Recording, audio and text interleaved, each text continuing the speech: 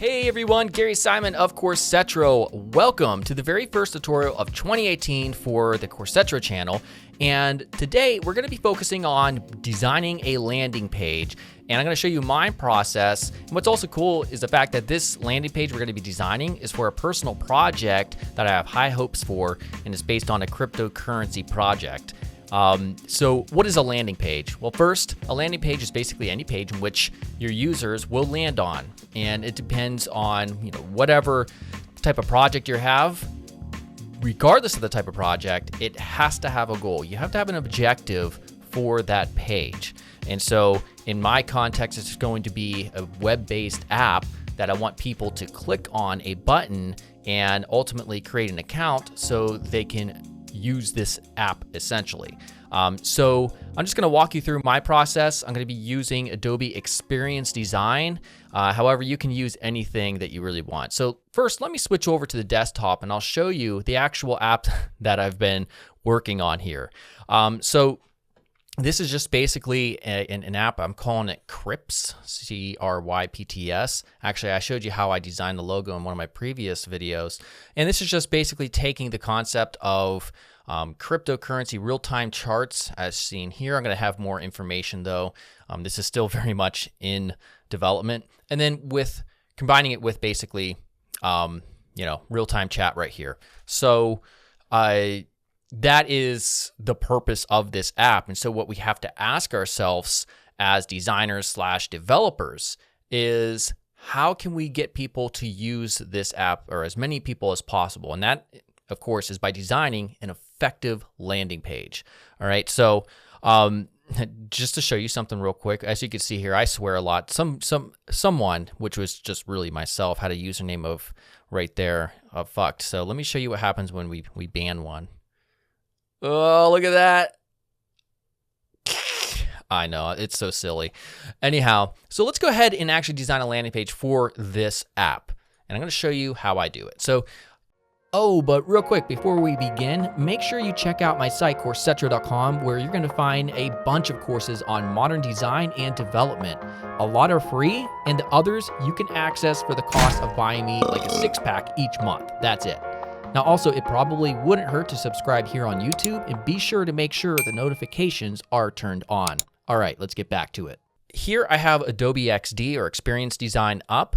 And by the way, let me just show you real quickly. The beginning step is to actually load up XD and choose Web 1920, because I'm going to do a web-based approach for the layout here, at least initially. And right here, I have the logo already set up, along with 3 of these icons, these cryptocurrency icons that we're going to be using in the actual landing page. I just wanted to have them ready to go. I will make this file available for you to download, however, so you can start with me. Also, I'm a big advocate. If you're trying to learn how to do something, instead of just sitting there watching on YouTube, you should also follow along, especially if you're really wanting to become a better designer. Actually, physically going through the steps helps kind of ingrain it in your memory much better. All right, so for this landing page, like I said, I have one goal, and that is just to get people to click on a button in order to join the chat, which will load up, some type of login system, but we're not going to focus on that. We're just going to have that call to action. And so your landing page really needs to, most effective landing pages at least, they consist of a few elements. First is a headline, some type of very catchy title that kind of informs them instantly of kind of at least what this whole website is about, or this landing page. A subheadline where you can go into a little bit more detail, and then a call to action of some sort. So we're going to have those 3 elements plus some sort of very unique sort of illustration or graphic that's relevant to this service. All right. So the first thing I'm going to do is I'm going to change the background. I really like light gray. If we're going to go for lighter, or you can use dark gray if you wish. I'm just going to go on the lighter side of EB. All right. And this type of landing page I'm going to use is very simple. It's not going to be very content heavy. So I'm going to have everything kind of there's going to be a ton of padding around, at least in a desktop version. So I'm going to put the logo, say right around here. And this right here, again, when it comes to design in general, there's not many things that you can do that are absolutely wrong. You know, a lot of things are subjective. One of the first things I usually ask myself, though, is, do I want to have anything in the background? Do we want just a flat color? Do we want a gradient? Do we want some type of maybe a watermark in the background? And so the idea that I had is when it comes to cryptocurrency charts, for instance, like this over here, this is called a candlestick chart. And these are very popular. And a lot of people who are involved in cryptocurrency and stock trading in general understand what these are. What I want to do is kind of have a chart in the background as a watermark. So let me just show you how I would recreate that here in XD. So I'm just going to use the rectangle tool and just drag out something right around this size. I don't want a border. I do want to fill. However, because we're using a watermark, and this is going to be really just like an afterthought, a secondary, element. We want it not to have a lot of contrast in comparison or in contrast to the background itself. So if I take the background color right here and go slightly darker, like around DA, DA, DA, then I think that will be good. Now, you could see it just enough to where you'll understand what it is, but it's not going to take away from the important stuff, which is the foreground elements. So I'm going to show you a real cool thing if you've never seen Adobe Experience Design before. But first, I want to add like a bottom little candlestick sort of thing. All right, I'm going to make this the same color as well. All right, that looks good. So what I'll do now is I'm going to situate this right over here to the lower left, and we're going to use the repeat grid tool.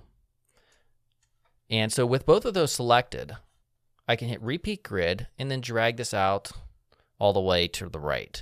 Now I want to increase the spacing just a little bit between them. Right there looks good. Okay, now this next step is kind of tedious, and because of that, I will speed up the video momentarily, but I just wanted to show you how we're going to adjust this, make custom adjustments to each one of these before I do that.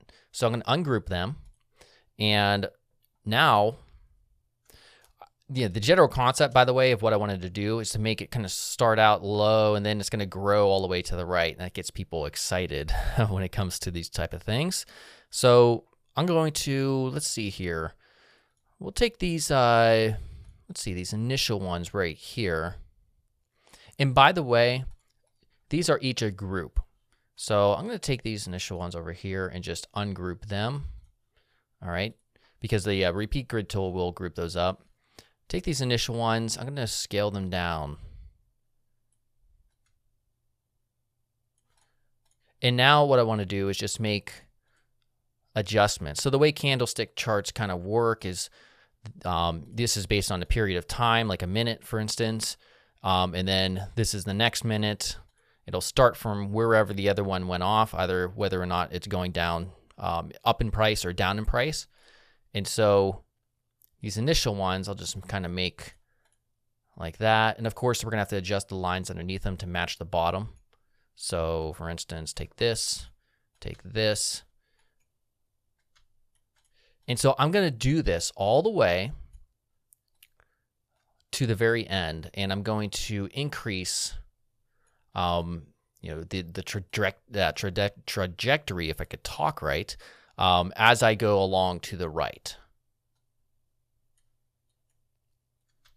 All right, so I'm going to go ahead and pause as I go through all of these and do this. Actually, I'm not going to pause. I'm just going to probably speed up the video.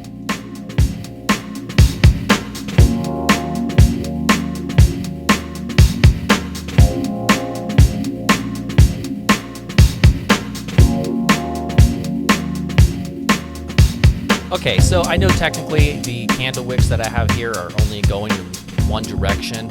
I have Skype popping up, but really just a minor detail. So now what I want to do at this point, shut the hell up, please, okay, is let's go ahead and get rid of that, is hit Control G, and we'll group them all up. And then I'll get out the layers here, rather right there. And with that selected, we'll go ahead and just lock this because I don't want to adjust it anymore. I don't want to mess with it by accident, so we'll lock it right there. Okay, so now let's go ahead and integrate or create a headline.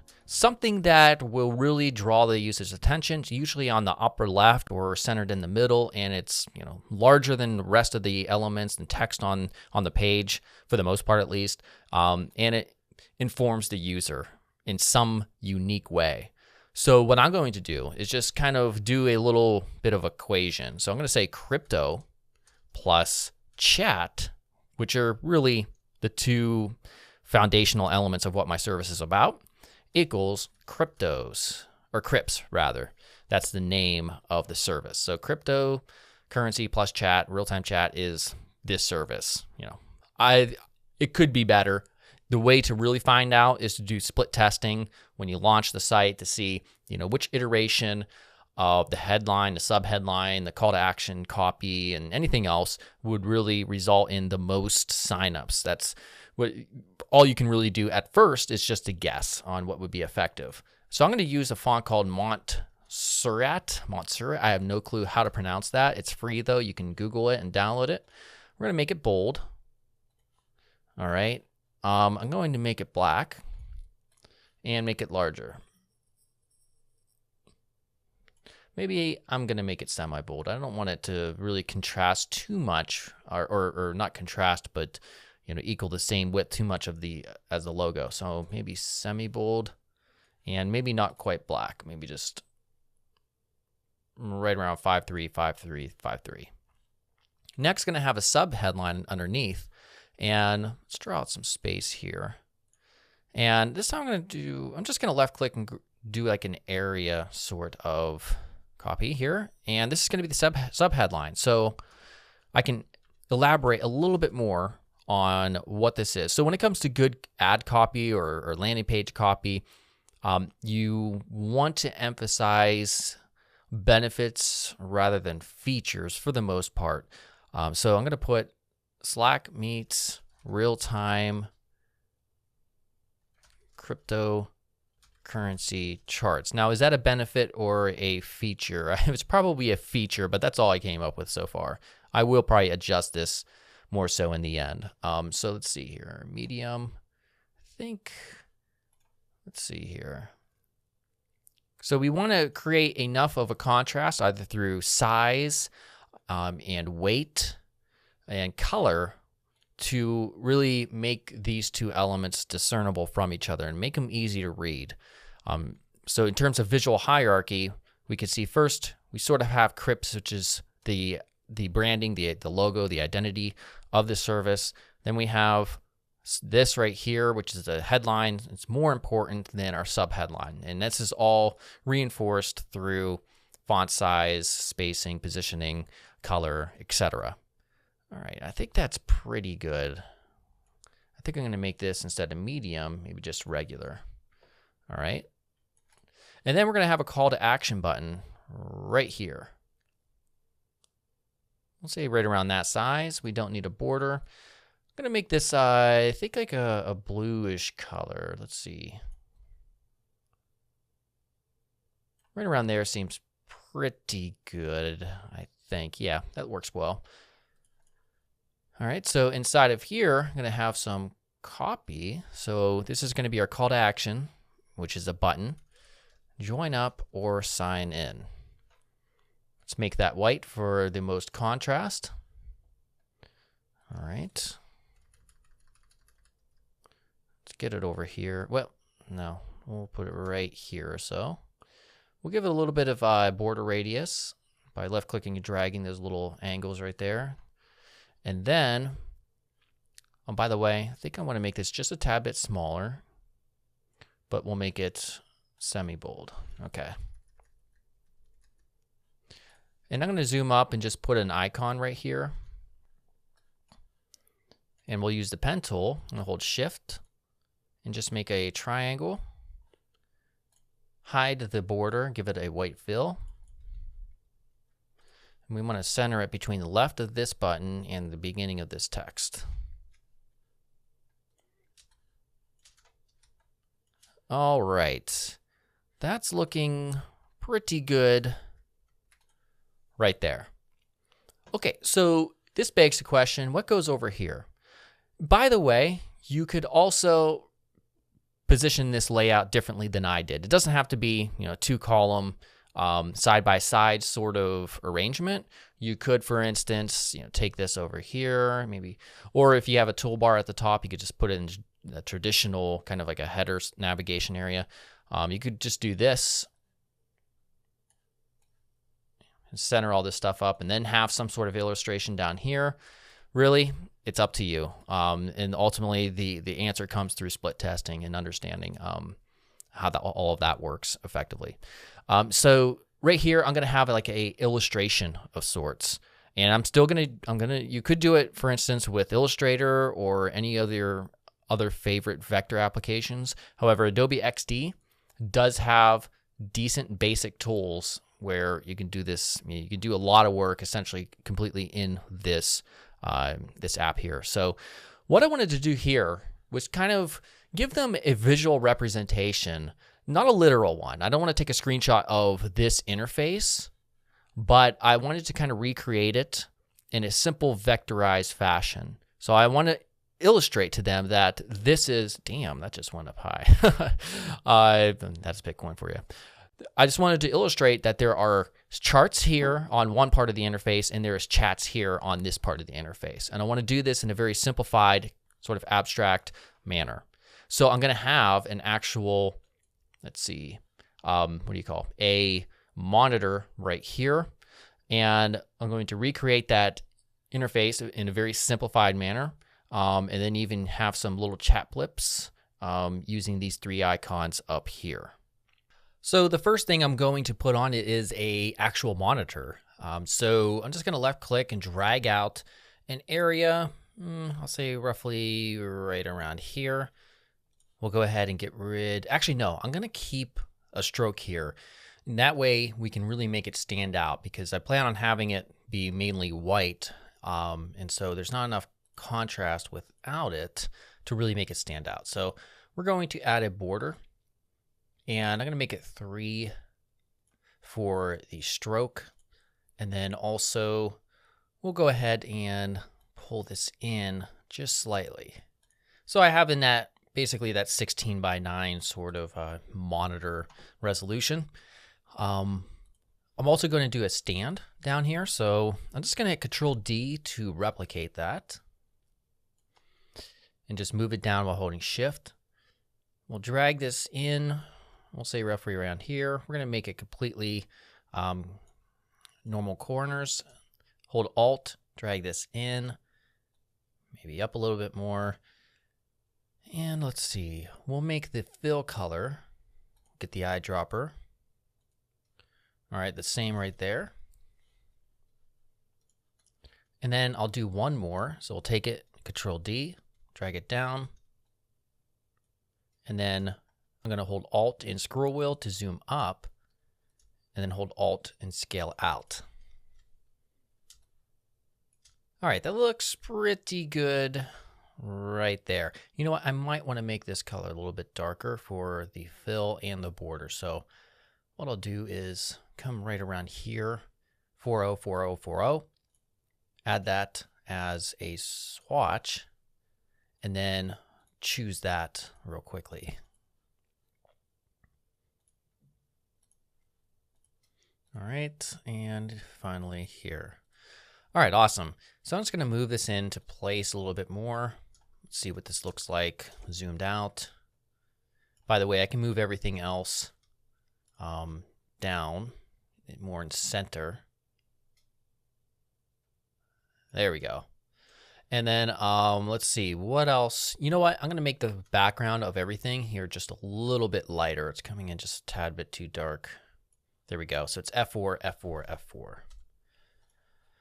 Okay, so now the goal is to take this and create sort of a, like I said, an abstract representation inside of this monitor here.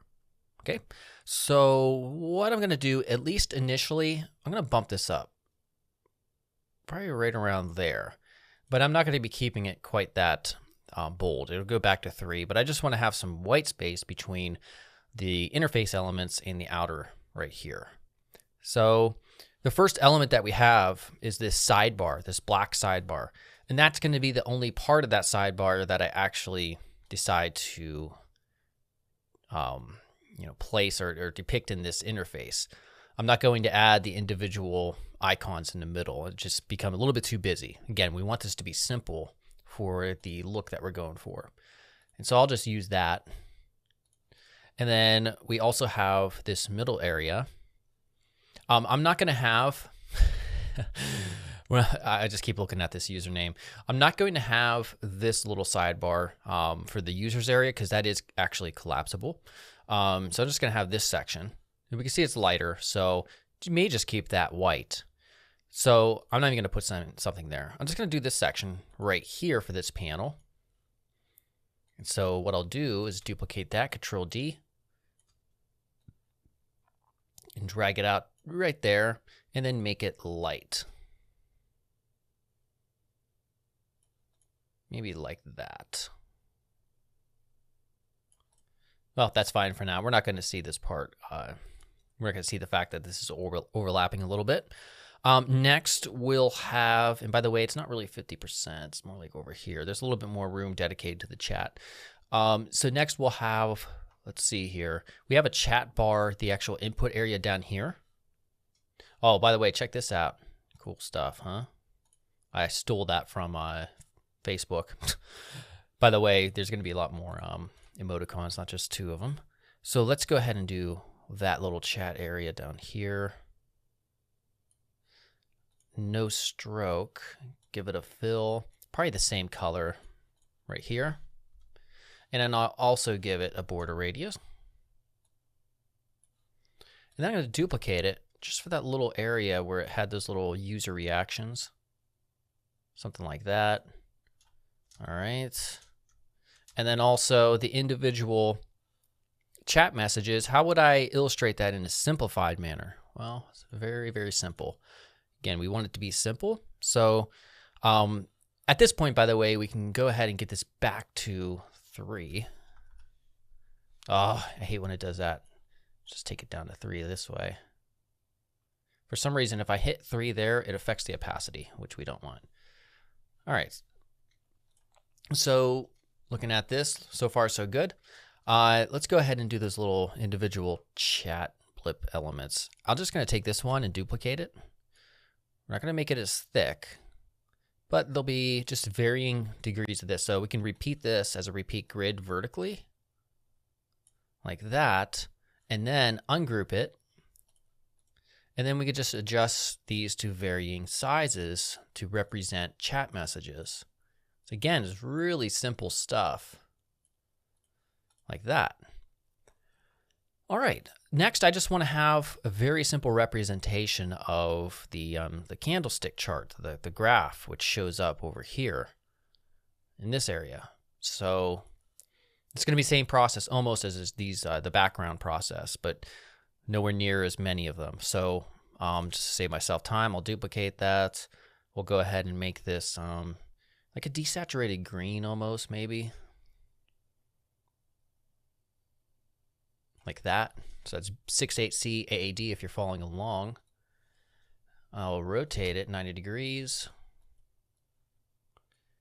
All right, we'll start one here. Oh, let's just do repeat grid, make our life easier. Maybe something right around here.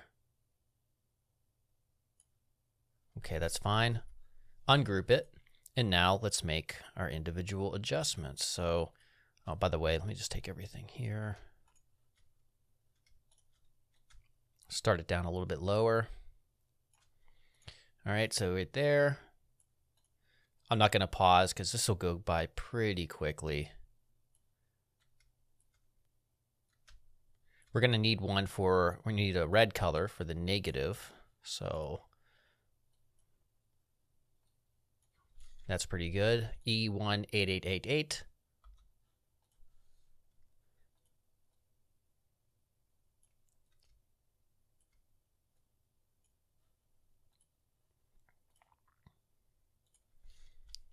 All right. And we'll go back up here.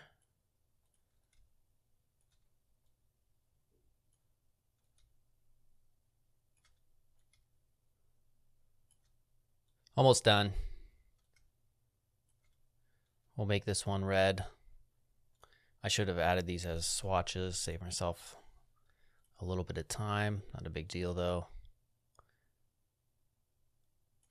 And finally, right here. All right, sweet. So let's see what this looks like at this point. I'm gonna move it over just a tad bit more, I think. So right around there. All right, and then finally, one of the last elements will be creating little chat messages like I mentioned before. So I'm going to give this the same stroke. So if I double click in here, because this is a part of a group, we'll see the border, and the border will be this color, and it's 3 pixels. It's what we want. And then I'm going to create a little chat area. So a little kind of like a chat container message blip thing, if you know what I mean. Let's go up to 3. Again, keeping the same aesthetic across. Now we're going to zoom up. All right. And I'm going to use the pen tool. I'm going to left click here, drag out to create a Bezier curve, and then come back like that. I think that's good right there. All right. So now what we can do, I'm going to take both of these, holding shift. So both of these layers are selected, and we can see this up here. We have these little path tools. We're going to choose add. Ta-da. Awesome stuff. So now it's all part of the same path. Oh, you know what? Before I do that, I'm going to back up. I want these to be rounded.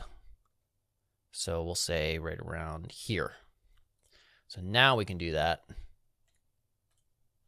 Bam. Awesome. So now we're going to put some text in it. And this is going to be simple text. Something like, let's see here. Should I sell?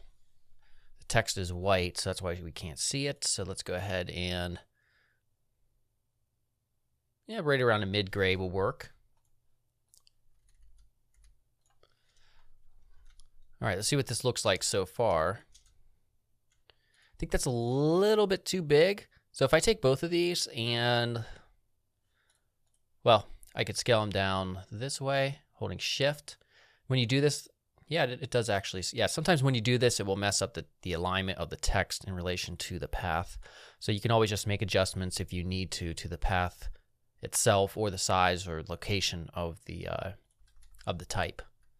All right, so that one's good, I would say right here. Maybe move it a little bit closer. And then we'll take the same process and repeat it 2 more times. So that one will go there. Let's go ahead and bring this one right here. I'm going to take this and just both of those, hit Control D. We'll put, let's see here. We're going to take both of these here and put them like right there. I don't really want it to cover too much of it or of anything that's important in this section. So this one, I'll make it say, it's mooning. That's lingo for crypto trading and stuff like that. Again, we need to get the border on this. All right, and then finally, this one right here. I'm going to stick this one, I think, like right here. We'll get that stroke on there.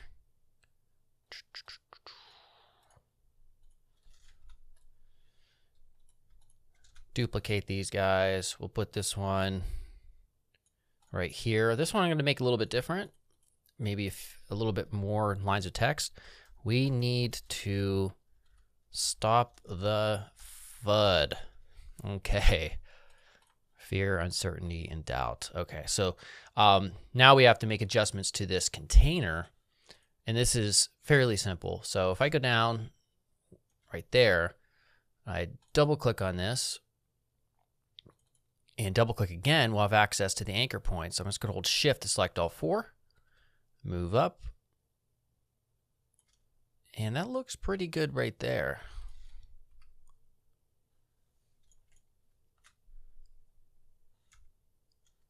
All right, I like that. This is pretty solid in my opinion.